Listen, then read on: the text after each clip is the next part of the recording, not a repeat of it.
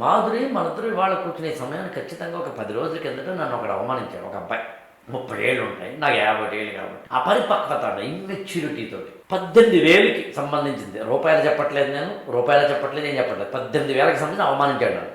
నేను ఆ రోజు పెట్టినాను, నేను 18,000 మీద ఒట్టు పెట్టినాను. మళ్ళీ నేను 1 ఇయర్ తర్వాత చెప్తాను, మళ్ళీ 1 ఇయర్ తర్వాత మళ్ళీ నీకు పాడ్కాస్ట్ ఇస్తాను, ఇష్టం చెప్తాను. 18,000తో ఏం చేశాను మరి అంటే నేనేం చెప్పొచ్చంటే, నన్ను అవమానించిన వ్యక్తినేమో తిట్టుకుంటూ వాడి బతుకు వేస్తూ అని శాపనార్థాలు పెట్టుకుంటూ వాడి అయిపోను చెమ్మడిపోను అనుకోవడం కాకుండా 18,000 అనే దాన్ని ఏమో తీసుకుని దాన్ని నా యొక్క ఇంకా ఎదగడానికి అంతకుముందు హాయిగా ఉండి చదిలే అనుకున్న వాడిని మళ్ళీ రీఎనర్జైజ్ అవ్వడానికి ఉపయోగపడిందిగా. చాలే కొత్త ఆశయం పెట్టుకుని ఉపయోగపడిందిగా. యుద్ధం ఎవరి మీద చేస్తున్నాను? నేను నా మీద నేను చేస్తున్నాను. పసిటి పతకాలహారం కాదురా విజయతీరం ఆట అనే మాటకు అర్థం నిన్ను నువ్వే గెలిచే యుద్ధం, పక్కడమే గెలవాలి ట్రై చేయక. ఈ ఛానల్ని లైక్ చేయండి, షేర్ చేయండి, సబ్స్క్రైబ్ చేసుకోండి.